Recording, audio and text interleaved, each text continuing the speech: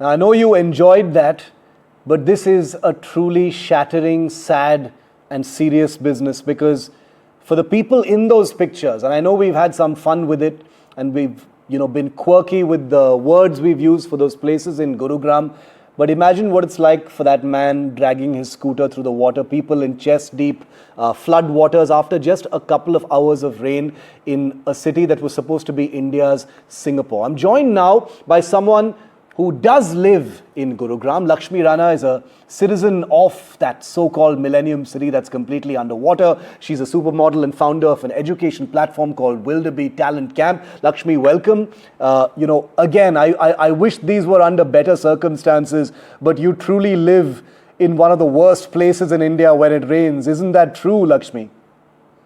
Absolutely, Shiv. It's been an absolute nightmare to wade through these waters to get to my work area, which, for the past 10 days, I've been going to Taj for the India Couture Week.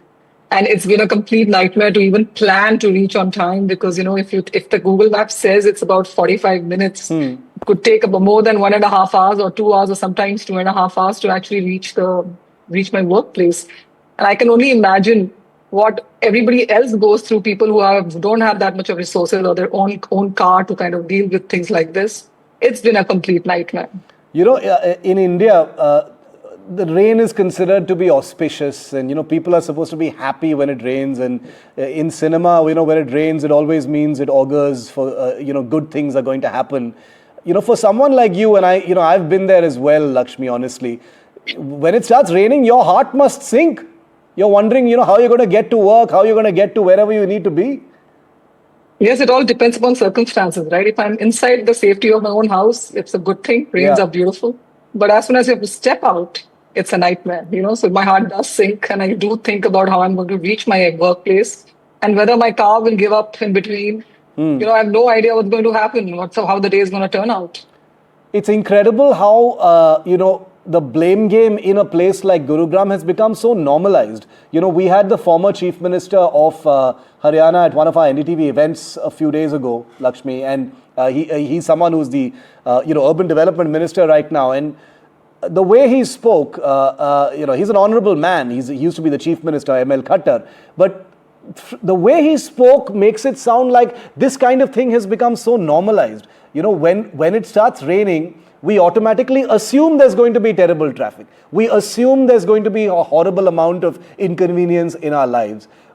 As Indians, we've stopped questioning whether things can actually get better because we've forgotten what it probably is like, or we never knew what it's like to be in a city or be in a town where a little bit of rain isn't actually such a big deal. I feel it's a lot to do with accountability, isn't it, Shiv? I don't think we have really been a country which is truly accountable to our faults. And I don't know why nobody takes any kind of onus or responsibility for the things that comes in their charter of duty. I remember years back, it must be about 10 to 12 years back, when I was driving to work and my car broke down in between because there was so much water. And today we are living in a place after 12 years later, 13 years later, where it's the same situation. However, I do feel that also, it's a responsibility of us citizens as well to to put in that effort. There are people who we need to kind of stand up against this problem. We need to kind of get onto the roads and ask that, you need to be accountable for something like this. There has to be changes. And, we are only discussing this mostly. And, I don't think anybody is going to, I don't know how much help this is going to do. I mean, how much, how are we going to bring about a change in the system just by discussions? I feel there's a lot that we can do as citizens. We need to stand up against this problem for sure, because this is year after year of torture in a city like Gurugram, where we have expats from all over the world who live here. And it is actually really embarrassing to be a part of this, very, very sad situation, civic sense in a city like Gurugram, for sure. Lakshmi, while you and I are talking about this very serious situation, you have this little smile on your face, which is I think part of how we've come to just normalize this whole thing. We've put up our hands and said, this is never going to change. What do we really do about it? So, that's the reason why here on NDTV we've started something called Our Cities, Our Fight.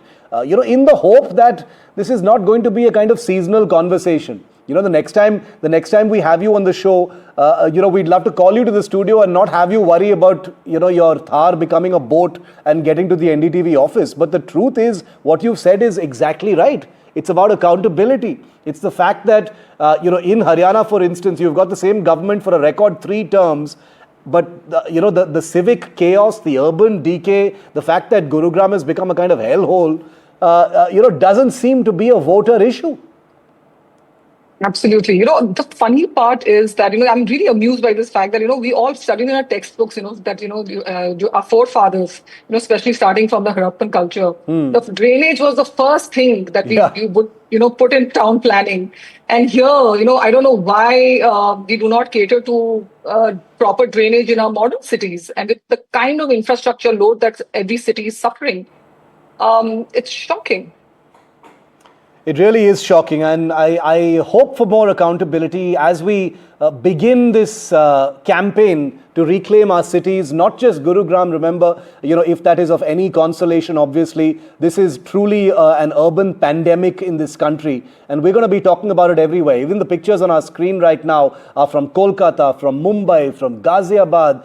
I had friends in Indirapuram who were talking about their cars disappearing underwater today as well. So it is a scary situation, and it's a big fight to be had, but we will fight it. Lakshmi, good luck. Thank you very much for being with me on the story today.